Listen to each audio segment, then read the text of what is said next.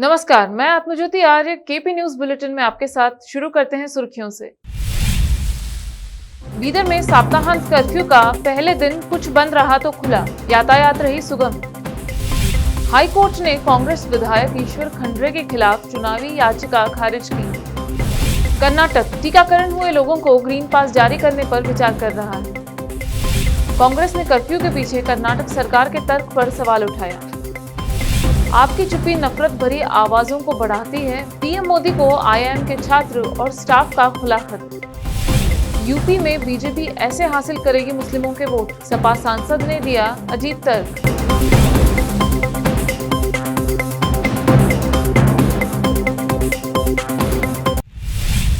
अब देखते हैं समाचार विस्तार से। शुरू करते हैं स्थानीय समाचारों से। सरकार द्वारा घोषित सप्ताहांत कर्फ्यू का आज पहला दिन है, जहां बीदर शहर में प्रशासन ने नियमों का पालन करवाने कमर कसी। इस बीच हमारे चैनल द्वारा शहर के क्षेत्रों पर एक नजर डालने से पता चलता है कि शहर में जरूरी वस्तुओं की दुकानों को छोड़कर अन्य व्यापार बंद रहे। वहीं स्कूल व अन्य शिक्षण संस्था पूरी तरह बंद रही। सड़कों पर यातायात सुगम रूप से सुचारू रहा। शहर में ऑटो सहित अन्य बस सेवा जारी रही। इसके अलावा शहर में कुछ क्षेत्रों में होटल खुले रहे, लेकिन मात्र पार्सल की सेवा देते नजर आए।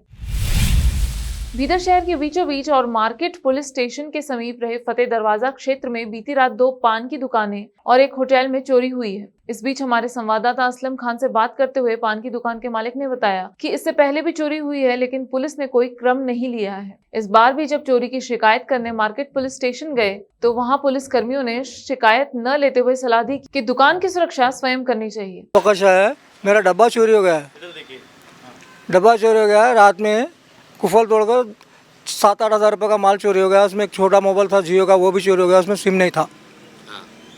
और अब यहाँ पे पुलिस वालों को बोले तो क्या बोल रहे, सामान घर को लेकर जाओ बोल रहे हैं, तो कैसा करना।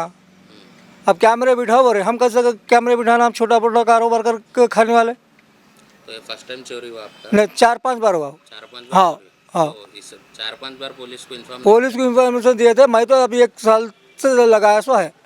उससे पहले 2-3 बार उनके हाथ पे हुआ, सो पहले के ओनर के हाथ पे, उसके बाद अब मेरे हाथ पे हुआ। सो तो पुलिस वाले क्या बोल रहे हैं? कोई आके कंप्लेंट करेंगे बोले तो उन्होंने क्या बोले, तो सामान साथ में लेके जाना बोले। सामान वो सब बात की बात है, कंप्लेंट लेते बोल रहे नहीं बोल रहे? अब हम तो कंप्लेंट कुछ भी नहीं बोल रहे, तो तुम्हारा सामान तुम लेके जाओ, कैसा बोल रहे? जाओ कैमरा में चेक कर लियो तुम्हारा तुम। हाँ, कैमरे में चेक करो बोल रहे, यहाँ पे कैमरे कहाँ पे है। हम बोले कैमरे काम पे भी नहीं है। अब ये तेरे में कैमरे काम नहीं है, तो कंप्लेंट करना था। अब वो तो कंप्लेंट करने से जाएंगे तो नहीं है, ठहरेगा उन्हें जाकर बच्चा करेगा तो वो होटल वाला। 5 बार डब्बा चोरी हुआ। इससे पहले एक बार जाको बोले तो एफआर भी नहीं दिया हमको। एफआर दियो तो एफआर भी नहीं दे रहे। अब मैं ऐसा मैं बोला चोरी हुआ तो सामान घर को लेको जाना। मैं बोला कार की बैटरी थी अंदर, तो कार की बैटरी घर का सामान लाको रखो डब्बे में। वो ये बोल रहे आपको। मैं बोला मैडम कभी भी पूछे, एफआर कभी भी पूछा तो तुमको वो 12 बात नहीं करना, तुम हमारे को 12 बात करना नहीं, हमको कुछ पूछना नहीं हमारे बारे में, तुम ऐसा बात बोल रही। तो इससे पहले तुम कंप्लेंट करे? 2 बार कंप्लेंट कराऊँ इससे पहले भी। क्या हुआ एक्शन? कुछ भी नहीं लिया, खाली आके और दूसरे बोले चोरा ये एरिया के छे वो है, बोले तो आको हमारा कुछ पुलिस वाले उठा रहे डरा को जा रही। तुम ऐसा कैसा बोलती हैं, आपको क्या है, ऐसा बोल को जा रही। डब्बा बंद करो, घरों में बैठना वो करना, तुम कहीं को बाहर फिर रही, ये बात कर रही है आपको। तो ये चोरी हुआ बोल कर कब मालूम हुआ आपको? सुबह में मालूम हुआ। कौन बोले? सुबह में आपको लाखों खोलने देखे तो लाखों तोड़े हुए पड़े हुए थे पूरे। अच्छा, आपको हम ऐसा देखे जाको कंप्लेंट करेंगे, वो तो बाजू होटल वाले जाओ कंप्लेंट करें। तो उनको बोले आने के बाद मैडम को बात बोले हम ऐसा, मैडम ऐसा चोरी हुआ ये हुआ। बोले तो घर को माल लेको जाना, कौन रखो बोली तुम लोगों को दुकानों में माल। मैं पूछा माल दुकान में माल रखने के बाद से दुकान लेती कैसे, क्या चुपी लेती। बोले तो 12 बात हमको नहीं करना, वो नहीं करना। जाको तुम लोग चोरा के फोटो देखो आओ, उसके बाद हमको आपको बोलो बोली। अब ऐसा बोलने के बाद हम क्या कर सकते हैं, तुम बोलो। आज बीदर शहर के फतेह दरवाजे के पास वाक़े 2 पान शॉप में कल रात को चोरी हुई है। और जिस पान शॉप में चोरी हुई है उन लोगों ने पुलिस को बुलाया। आप देख सकते हैं वहाँ पर 2 पान शॉप है, वो पान शॉप में कल रात को चोरी हुई है। और कर्नाटक सरकार की तरफ से 3 दिन वीकेंड कर्फ्यू लगाया गया है। और वीकेंड कर्फ्यू के पहले ही दिन रात को यहाँ पे 2 दुकानें, पान शॉप और एक होटल में चोरी हुई है। लेकिन जब ये लोग पुलिस में कंप्लेंट करने के लिए जाते हैं तो पुलिस इनकी कंप्लेंट नहीं ले रही है। इसीलिए इन्होंने मीडिया को बुलाकर बात की है। पुलिस अगर इनकी मदद नहीं करेगी तो और कौन करेगा। और लोग ये बता रहे हैं कि अब तक 4-5 बार इनकी दुकानें चोरी हो गई है, लेकिन पुलिस कोई एक्शन नहीं ले रही। लेकिन अगर पुलिस का काम है, ये पुलिस की जिम्मेदारी है, जब ये लोग पुलिस के पास जाते हैं तो पुलिस ही उनको डरा रही है कि इनको सामान अपने रात को जाते वक्त घर को ले जाने के लिए बोल रही है पुलिस। और पुलिस का इनको कहना है कि ये लोगों को कि अगर तुम्हारे पास चोरी हो रही है तो कैमरे लगाओ। तो जब ये लोग अपनी खुद की हिफाजत करेंगे तो फिर पुलिस क्या काम करेगी? पुलिस का क्या काम है? पुलिस जब आकर ये बोलती है कि तुम कैमरा लगाओ, तुम सामान लेकर अपना रात को घर को जाओ, तो फिर पुलिस किसकी सुरक्षा के लिए है? पुलिस को इनकी बात सुननी चाहिए और जल्द से जल्द ये लोगों की मदद करनी चाहिए। देखते रहिए हमारा चैनल केपी न्यूज़ 24x7। मैं Aslam Khan, KP news 24x7 संवाददाता, कैमरामैन कृष्णा के साथ। बीदर शहर के प्रसिद्ध क्षेत्र Mailur road Guru Nanak engineering college के सम्मुख रहे एक लेन में जहां लगभग 6 मकान और एक स्कूल चलता है, उस गली में सुविधा की कमी है। यह कहा जा सकता है कि जनप्रतिनिधि और अधिकारियों की लापरवाही इस क्षेत्र में कॉलेज के सम्मुख एक नाली है। यह कहा जा सकता है कि जनप्रतिनिधि और अधिकारियों की लापरवाही है। इस क्षेत्र में कॉलेज के सम्मुख एक नाली है जिसकी सफाई हुए लगभग 9 महीने बीत चुके हैं। इस बीच निवासी व संवाददाता डॉक्टर मसूद ने नगर सभा के जेई कामले से पिछले 2 माह से शिकायत कर रहे हैं और मात्र आश्वासन मिल रहा है। डॉक्टर मसूद का कहना है कि अधिकारी कामले को पद पर रहने का अधिकार नहीं है, क्योंकि एक संवाददाता खुद शिकायत करने और प्रभारी मंत्री को जानकारी देने की बात कहने पर भी अभी तक कोई क्रम नहीं लिया गया है। जब भी कॉल किया जाता है तो मात्र लोकेशन पूछते हैं, कामले और आश्वासन देते हैं, लेकिन काम नहीं करते। ऐसे अधिकारी को तुरंत बर्खास्त किया जाना चाहिए। बसवा कल्याण के भाजपा विधायक शरणु सगार एक निजी कार्यक्रम एक हिंदी फिल्मी गाने की धुन कर जोरदार डांस करते नजर आए। इसका वीडियो सोशल मीडिया पर अधिक जोर पकड़ा हुआ है। लोग इसकी सराहना भी कर रहे हैं तो वहीं आलोचना भी हो रही है। कहा जा रहा है कि हर किसी का निजी जीवन भी होता है, लेकिन जब कोई एक बार जनता का प्रतिनिधि बनता है तो उसे एक मॉडल के रूप में रहना चाहिए। अब देखते हैं समाचार राज्य के। उच्च न्यायालय ने भालकी निर्वाचन क्षेत्र से कांग्रेस विधायक ईश्वर खंडरे के चुनाव को चुनौती देने वाली चुनावी याचिका खारिज कर दी है। याचिकाकर्ता डीके सिद्धराम, जिन्होंने बीजेपी के उम्मीदवार के रूप में चुनाव लड़ा था, उन्होंने खंडरे को भ्रष्ट प्रथाओं का उपयोग करने का आरोप लगाया था। याचिकाकर्ता खंडरे पर झूठे हलफनामे दाखिल करने, नामांकन पत्रों की अनुचित स्वीकृति सहित अन्य भ्रष्ट प्रथाओं का आरोप लगाया। चुनाव को अमान्य करने की मांग के अलावा उन्होंने यह भी आरोप लगाया था कि खंडरे ने आचार संहिता जारी होने के बाद भी मंत्री के रूप में बड़ी संख्या में लोगों को योजना के प्रमाण पत्र सौंपे थे। कर्नाटक सरकार कोरोना वायरस के खिलाफ पूरी तरह से टीका लगाने वालों की पहचान करके ग्रीन पास जारी करने पर विचार कर रही है। स्वास्थ्य मंत्री के सुधाकर ने कहा। उन्होंने यह बात तब कही जब राज्य में शुक्रवार को 4 मौतों के साथ 8,449 ने कोरोना वायरस संक्रमण दर्ज किए गए।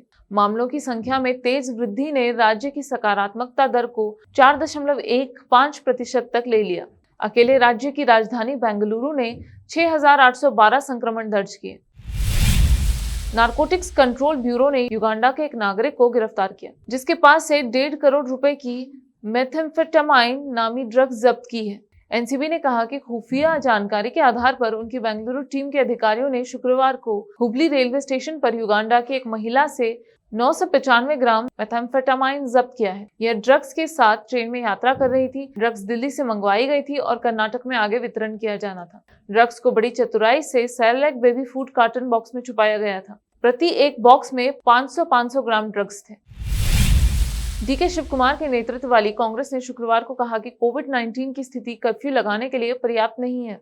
इसे अपने वास्तविकता की जांच के आधार पर और भाजपा सरकार पर मेकेदातु पैदल मार्च को रोकने के लिए प्रतिबंध लगाने का आरोप लगाया। तीसरी लहर के मद्देनजर सरकार द्वारा सामूहिक कार्यक्रमों पर रोक लगाने के बावजूद कांग्रेस परियोजना के कार्यान्वयन के लिए दबाव डालते हुए 9 जनवरी से शुरू होने वाली अपनी 10 दिवसीय पदयात्रा को आगे बढ़ाने के लिए दृढ़ है। सरकार ने कहा था कि यदि परीक्षण सकारात्मकता दर 5% को पार कर जाती है तो लॉकडाउन जैसे उपाय किए जाएंगे। पिछले साल जब बीएस येडियुरप्पा मुख्यमंत्री थे तब परीक्षण सकारात्मकता दर 33% थी। अब टीपीआर 3.95% हो गई है। फिर भी सरकार ने प्रतिबंध लगाए हैं। शिव कुमार ने कहा, भाजपा ने जो कर्फ्यू लागू किया है उसका कोविड-19 से कोई लेना देना नहीं है।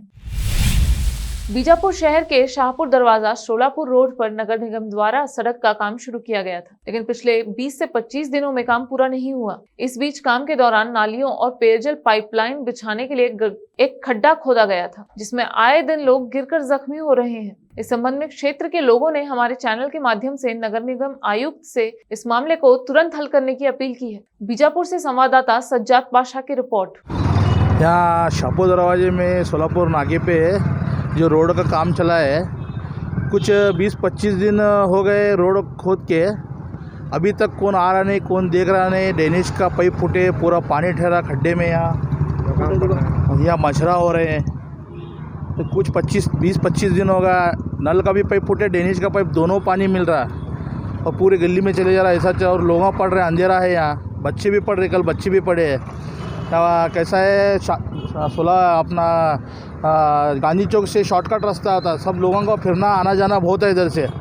इसलिए मैं कमिश्नर साहब से गुजारिश करता हूँ कि जल्दी से जल्दी काम करें और कुछ भी इसके ऊपर कुछ भी जांच कम होगा तो उसका जिम्मेदार कौन, पढ़ के कुछ मर गए, कुछ पाँव टूट गया, हाथ टूट गया तो उसके जिम्मेदार कौन। मैं गुजारिश करता हूँ कमिश्नर साहब से, म्यूनसिपल कॉर्पोरेशन कमिश्नर साहब से कि ये काम जल्दी से जल्दी चालू कर दे। राज्य सरकार द्वारा घोषित सप्ताहांत कर्फ्यू का असर बीजापुर शहर में देखने में आया, जहां पुलिस द्वारा सड़कों पर वाहनों की जांच आदि करके लोगों से पूछताछ की जा रही है। इसके अलावा बिना किसी कारण सड़कों पर घूमने और खड़े रहने वालों के साथ पुलिस सख्ती से पेश आ रही है। हमारे संवाददाता फेरोज शेख की रिपोर्ट। अब लेते हैं एक छोटा सा ब्रेक, जल्द लौटते हैं ब्रेक के बाद। हिंदुस्तान के हर कोने में हम हैं मौजूद, 24 घंटे हालात पर गहरी नजर, खबरों से जुड़े चुपते सवालात और आपको दिखाता है धार्मिक, सामाजिक, राजनीतिक, लोकल और इंटरनेशनल न्यूज की सबसे बेहतर कवरेज, जो आपको रखती है हर पल बाखबर। देश और दुनिया भर की खबर के लिए देखते रहें KP news 24/7। Noor education trust Bidar की ओर से चलाए जाने वाला Noor MEd college Bidar, recognised by NCTE Delhi and affiliated to Gulbarga University, Gulbarga. Admission are open for the academic year 2021-22. विशेषज्ञ और सक्षम शिक्षकों द्वारा शिक्षा प्राप्त करने के लिए नूर एमएड कॉलेज में दाखिला लें और शांत वातावरण में शिक्षा प्राप्त करें। बीदर शहर में बेहतर शिक्षा का एकमात्र केंद्र Noor MEd college, Shahpur gate, Bidar. Phone numbers 9945283920, 8482221297। स्वागत है आपका ब्रेक के बाद। आइए देखते हैं अन्य समाचार। भारतीय प्रबंधन संस्थान के छात्रों और फैकल्टी मेंबर्स ने खुला खत लिखते हुए प्रधानमंत्री नरेंद्र मोदी से देश में हेट स्पीच और जाति आधारित हिंसा के खिलाफ बोलने की अपील की है। इस पत्र पर IIM अहमदाबाद और IIM बेंगलुरु के कुछ छात्रों और फैकल्टी मेंबर्स के हस्ताक्षर हैं। खत में कहा गया है कि इन मुद्दों पर प्रधानमंत्री की चुप्पी नफरत भरी आवाजों को बढ़ावा दे रही है। बता दें, हाल ही हरिद्वार में धर्म संसद में हेट स्पीच का मामला सामने आया है। धर्म संसद में कुछ हिंदू धार्मिक नेताओं ने लोगों से मुसलमानों के खिलाफ हथियार उठाने का आग्रह किया और नरसंहार का आह्वान किया था। खत में कहा गया है कि हेट स्पीच और धर्म और जाति पहचान के आधार पर समुदायों के खिलाफ हिंसा का आह्वान अस्वीकार्य है। कहा गया है कि भले ही भारतीय संविधान सम्मान के साथ अपने धर्म का पालन करने का अधिकार देता है, लेकिन देश में भय की भावना है। उसमें लिखा है, हमारे देश में अब भय की भावना है। हाल के दिनों में चर्चों सहित पूजा स्थलों में तोड़फोड़ की जा रही है और हमारे मुस्लिम भाइयों और बहनों के खिलाफ हथियार उठाने का आह्वान किया गया है।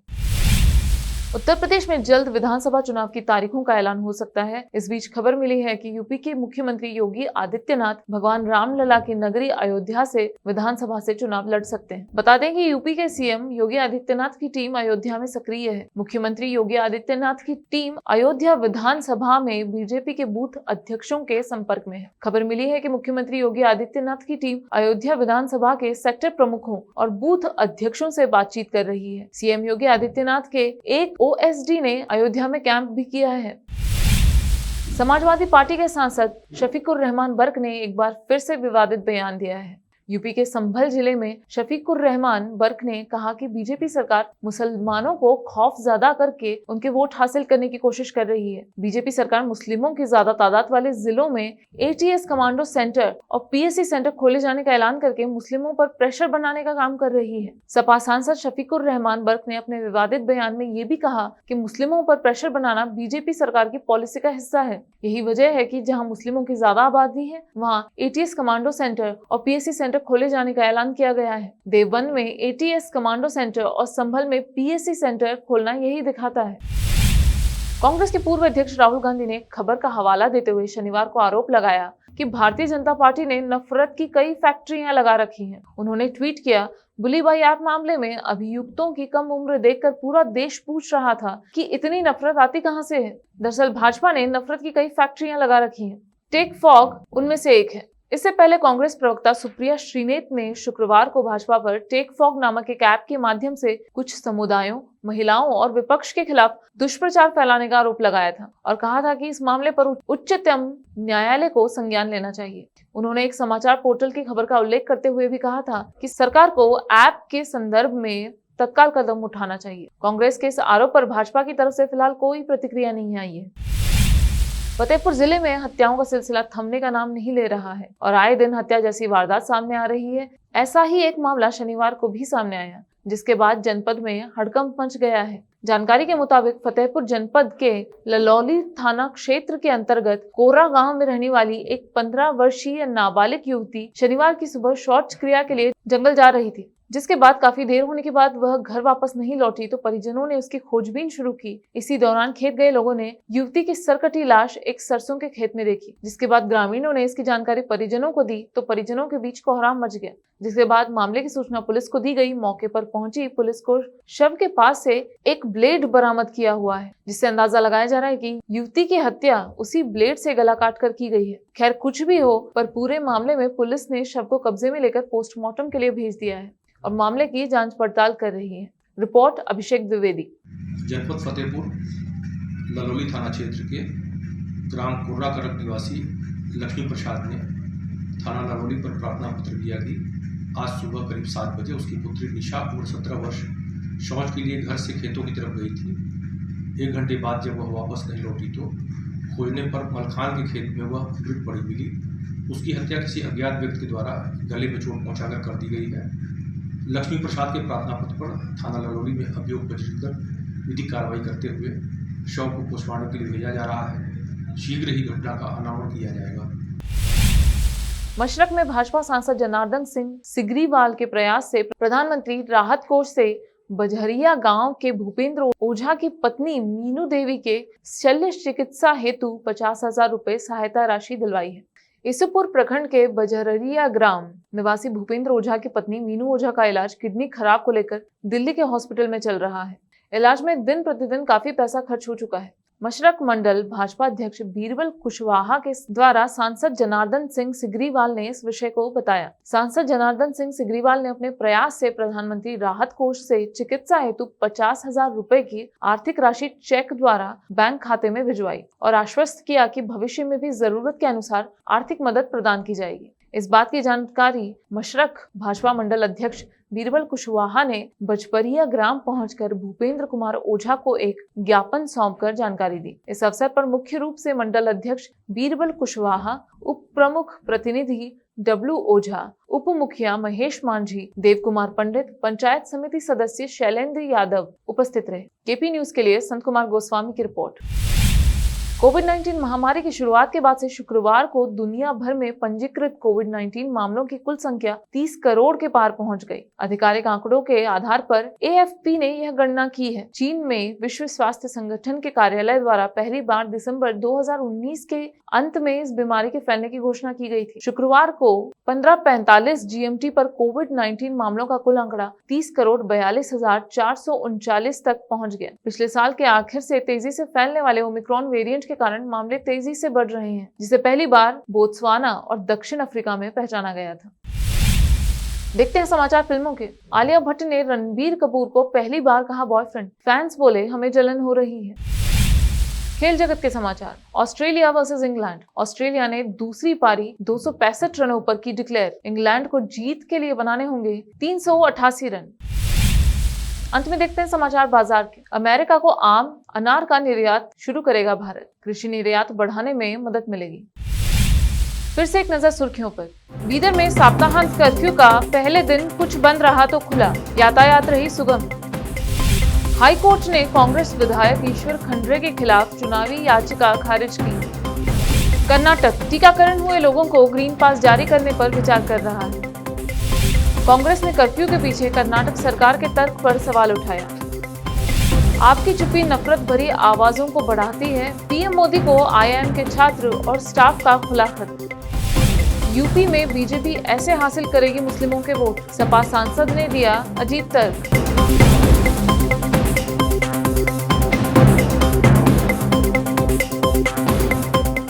केपी न्यूज में फिलहाल इतना ही। समाचारों के लिए जुड़े रहिए केपी न्यूज 24/7 से। फिर मिलेंगे कुछ और समाचारों के साथ। महामारी से घबराने की जरूरत नहीं, एहतियात और टीकाकरण से बचा जा सकता है। स्वास्थ्य ही जीवन है। शुभ रात्रि, धन्यवाद।